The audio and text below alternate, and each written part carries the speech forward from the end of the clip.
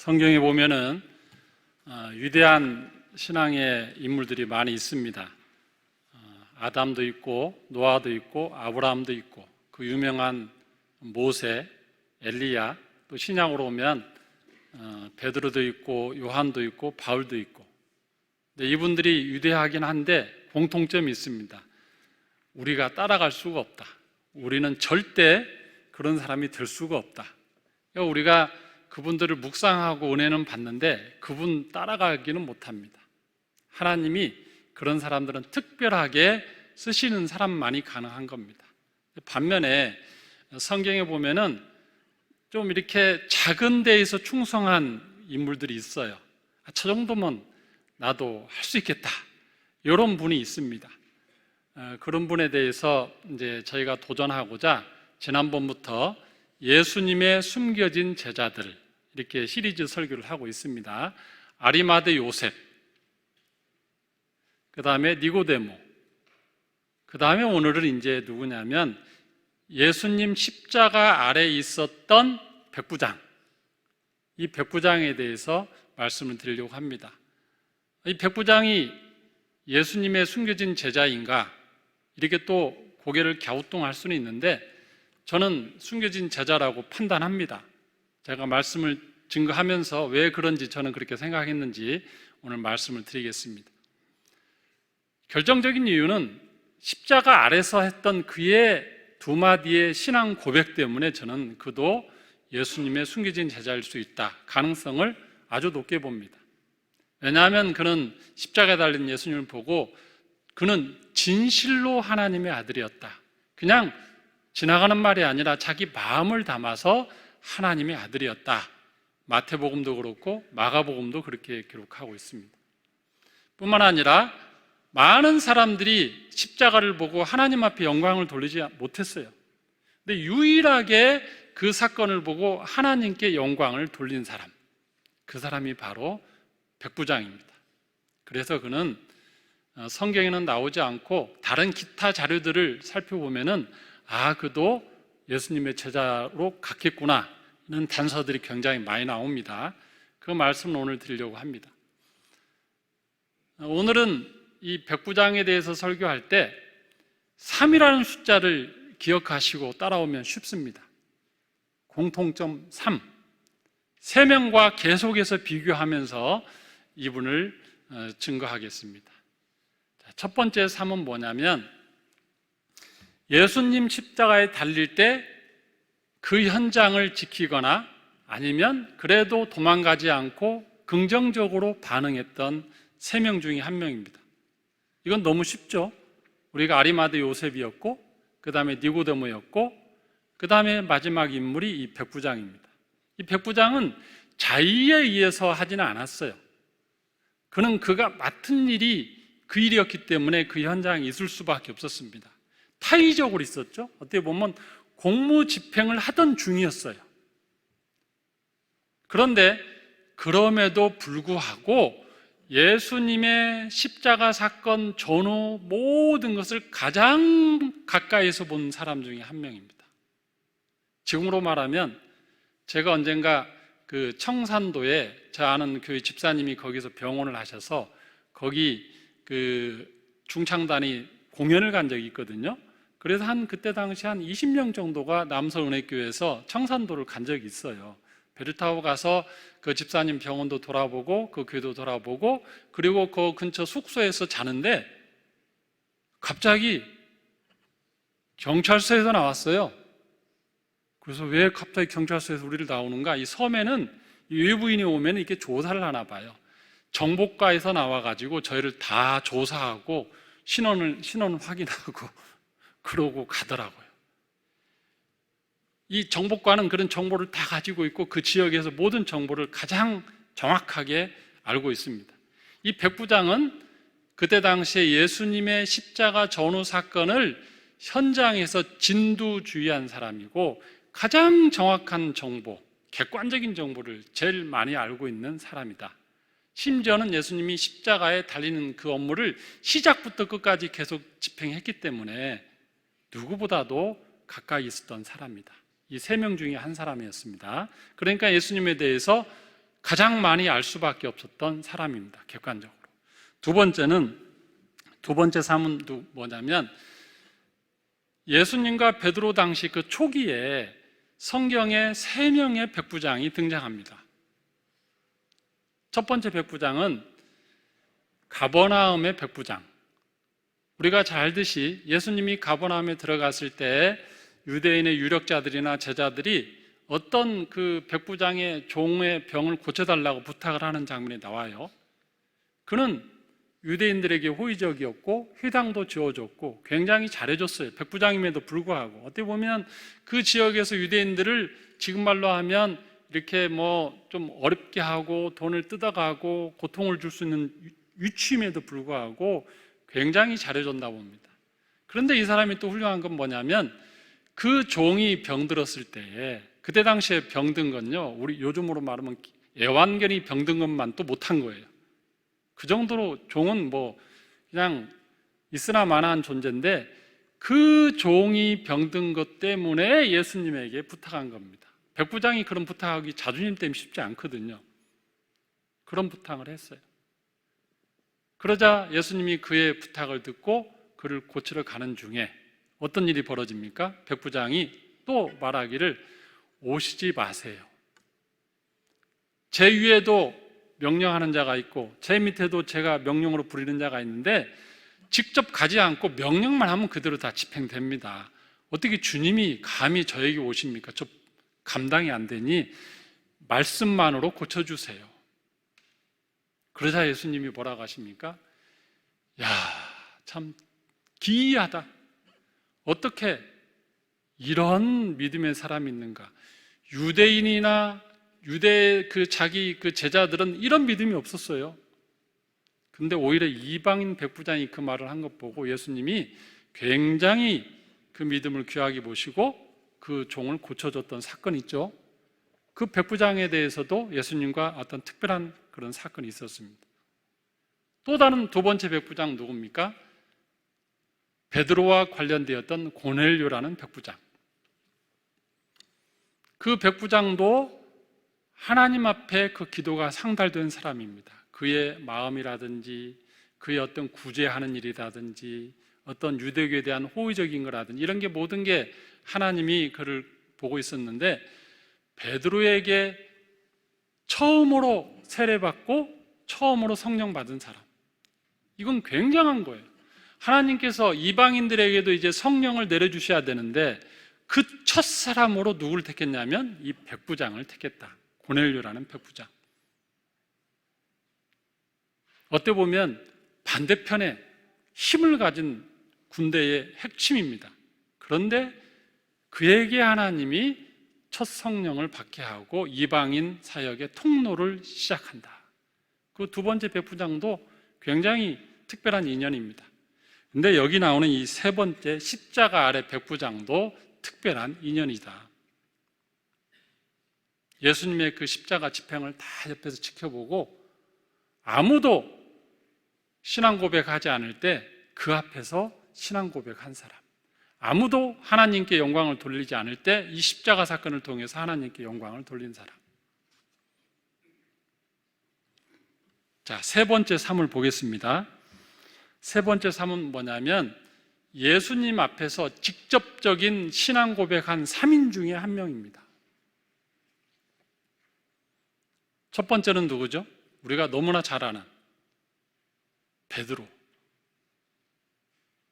베드로가 예수님 앞에서 뭐라고 합니까? 너희들은 나를 누구라고 하느냐?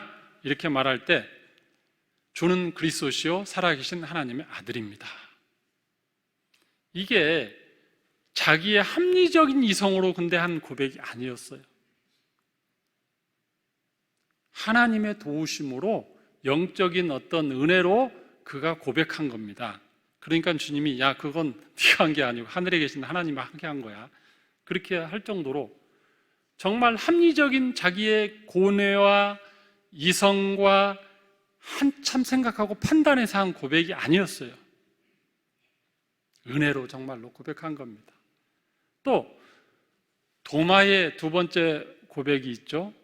부활하신 우리 주님을 만난 다음에 그도 처음에는 부활한 것을 믿지 않았는데 그 다음에 주님이 나타나서 내 손을 봐라 하면서 하니까 놀래가지고 주님의 부활된 모습을 보고 나의 주, 나의 하나님. 그것도 어떻게 보면 그냥 급작스럽게 하는 거예요. 바로 마주치니까. 이 베드로도요, 예수님의 어떤 모습을 봤습니까? 그 전에 시차는 좀 있지만 변화산에서 변한 예수님의 모습, 영광 가운데 변하신 모습, 모세와 엘리야와 함께 계셨던 그 모습을 보고 그게 잔상이 있었고 그런 상황 속에서 주는 그리스도시요 살아계신 하나님의 아들입니다. 이런 고백한 거예요. 근데 여기에 있는 이 백부장, 진실로 그는 하나님의 아들이었다. 정황이 다릅니다. 그가 신앙 고백한 것은 예수님의 십자가 사건, 어떻게 보면 예수님의 가장 초라한 모습을 보는 장면에서 신앙 고백이 나왔습니다. 예수님이 고통받고 죽어가는 그 모습 속에서 나온 신앙 고백이다. 그러니까 저는 이 부분을 묵상하면서 베드로나 도마가 했던 이 신앙 고백도 귀한데 그들은 주님의 영광스러운 모습에 어떻게 보면 취했다는 표현은 좀 그럴지 모르지만 그런 경험 속에서 나온 고백이었다면 이 백부장은 십자가라는 가장 비참하고 약한 모습을 바라보며 그 가운데에서 주님의 돌아가신 것 보고 그는 진실로 하나님의 아들이다. 진실로 하나님의 아들이다. 마음을 실어서 얼떨결도 아니고 정말 그 장면을 계속 지켜보는 가운데 그의 합리적인 이성과 어떤 그 마음에서 우러나오는 고백이었다. 저는 이 고백이 굉장히 그래서 중요하다고 봅니다. 그는 어떤 상황에서 그렇게 고백을 했을까 했는데 이 백부장은 제가 자료를 보면은요, 그 로마 병사 가운데 보통 10년, 15년을 복무해야만 오르는 위치가 백부장입니다. 그것도 전투에서 굉장히 상대를 많이 죽여서 어떤 실적이 현격하게 높은 사람을 택해서 백부장으로 임명해요. 그러면 그 사람은 급료가 일반 병사의 5배로 올라갑니다. 굉장히 명예로운 거예요. 그러니까 그는 수많은 사람을 죽여본 사람이에요. 어떻게 보면. 그리고 이 예루살렘의 백부장은 또 뭐 하냐면 잔인한 사람들을 십자가에 죽일 때 그거를 진두지휘하는 사람, 어떻게 보면 십자가에서 사람이 죽는 것을 가까이에서 가장 많이 또 경험하고 진행한 사람. 그러니까 사람이 죽을 때 얼마나 비겁하고 얼마나 말을 함부로 하고 그 장면이 두려워하고 공포스럽고 그 모든 것을 죽음 앞에 있었던 그 모습을 다 지켜본 이에요. 그런데 예수님 당시에 좌우편에 있는 강도들의 모습과 너무나 대조된 예수님의 모습,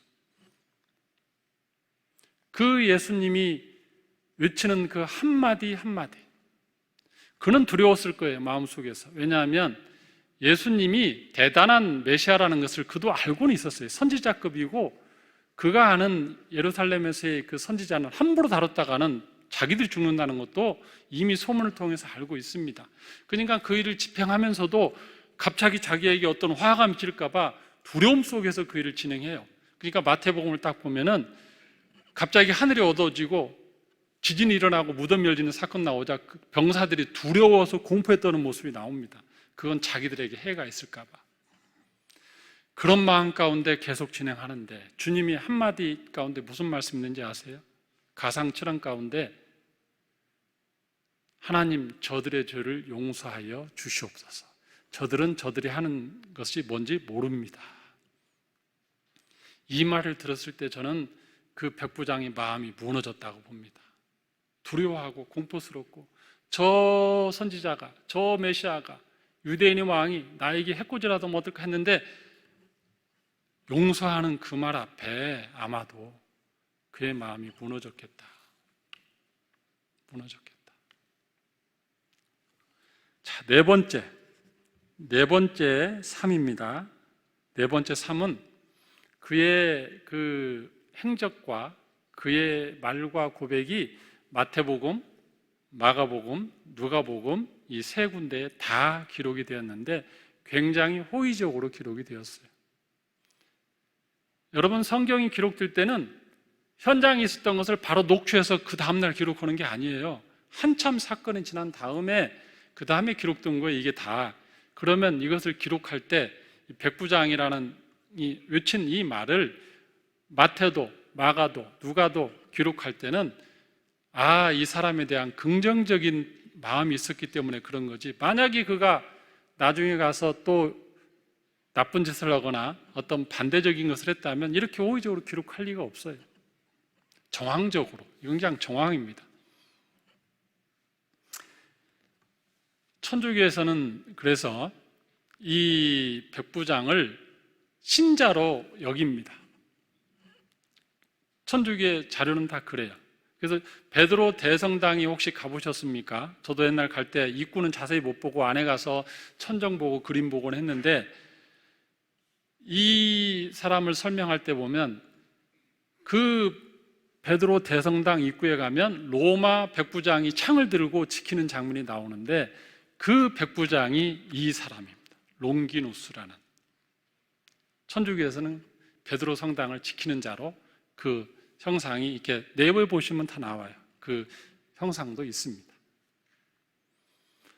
또 독일 기독교 학자 에밀 웬들링이라는 사람이 자료를 다 수집을 해가지고 이 기독교 학자가 뭐라고 했냐면 이렇게 표현을 했습니다. 제가 읽어드리겠습니다.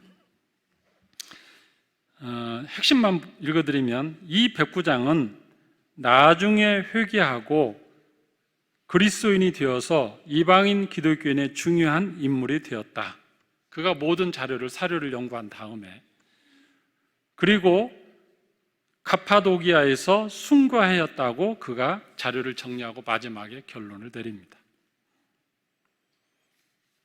또 천주교에 그가 본 자료를 더 추적해서 보니까 어디에 근거하냐면, 천주교의 어떤 초기 자료들도 있지만 천주교에서는 율경이라는 그 성경책이 있습니다. 기독교는 66권만 정경으로 인정하는데 천주교에서는 이 정경에 들어가지 않지만 율경을 좀 이렇게 참고하는 책들이 있어요. 천주교 쪽에서는.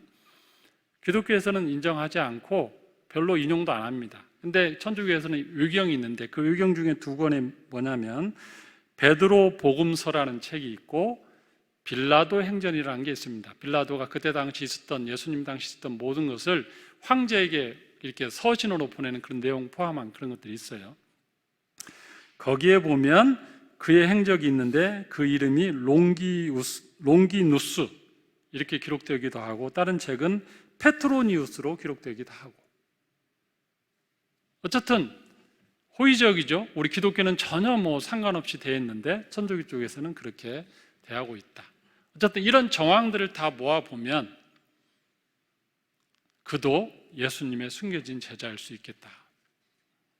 궁극적으로 하나님이 십자가에서 예수님이 돌아가실 때, 그 예수님이 이 땅에 오신 최종 목적이 십자가에서 피 흘려 죽으셔서 인류의 죄를 사하는 그 현장에서 모든 유대인들 오히려 죽이라고 소리치고 제자들 다 도망가고 가까이 있었던 사람들 다 무시할 때, 처음에는 타의에 의해서 그 일을 집행하고 있었지만 가장 가까이에서 예수님의 모든 것을 가까이 지켜본 그 마음의 끊임없는 갈등과 이 모든 합리적인 그 고뇌 속에서 지켜본 그가 예수님의 숨을 딱 넘어가는 그 마지막 순간에 그는 진정으로 하나님의 아들이구나.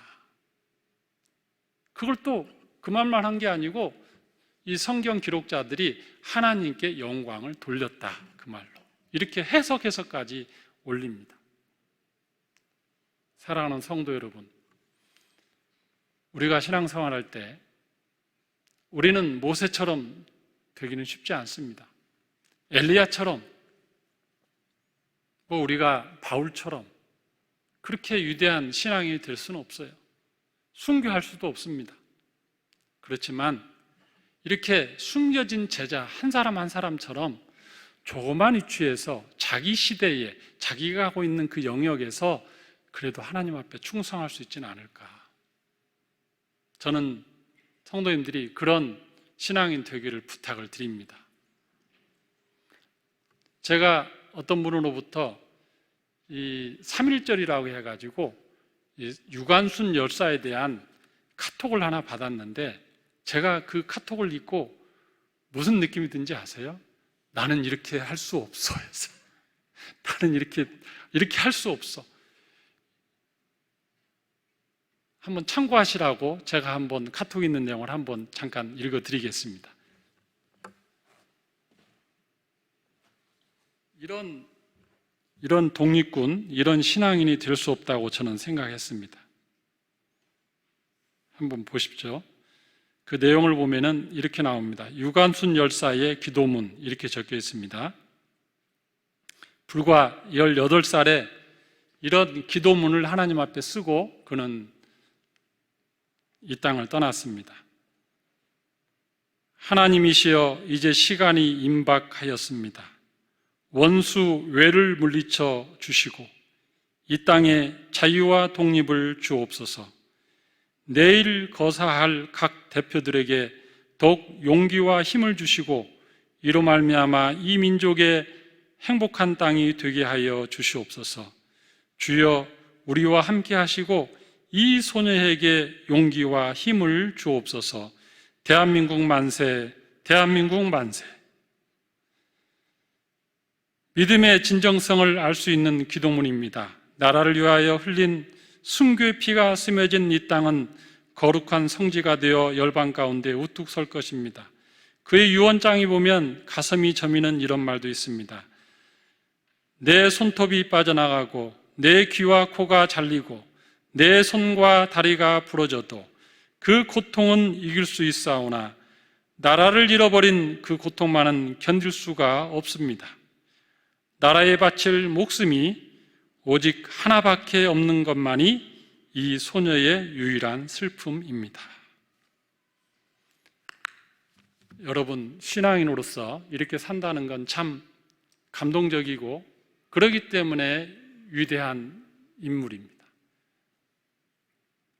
저희는 수많은 신앙의 순교자들, 신앙의 위대한 인물들을 따라서 흉내조차 낼 수 없습니다. 그렇지만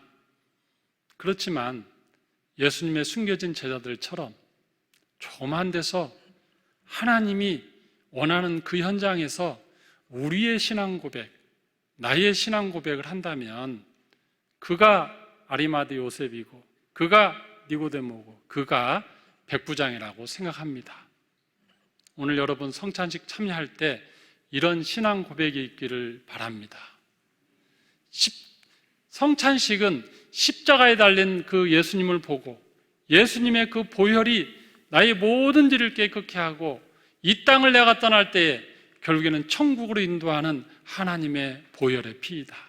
이런 신앙 고백으로 오늘 성찬식에 참여하기를 주님의 이름으로 축원합니다.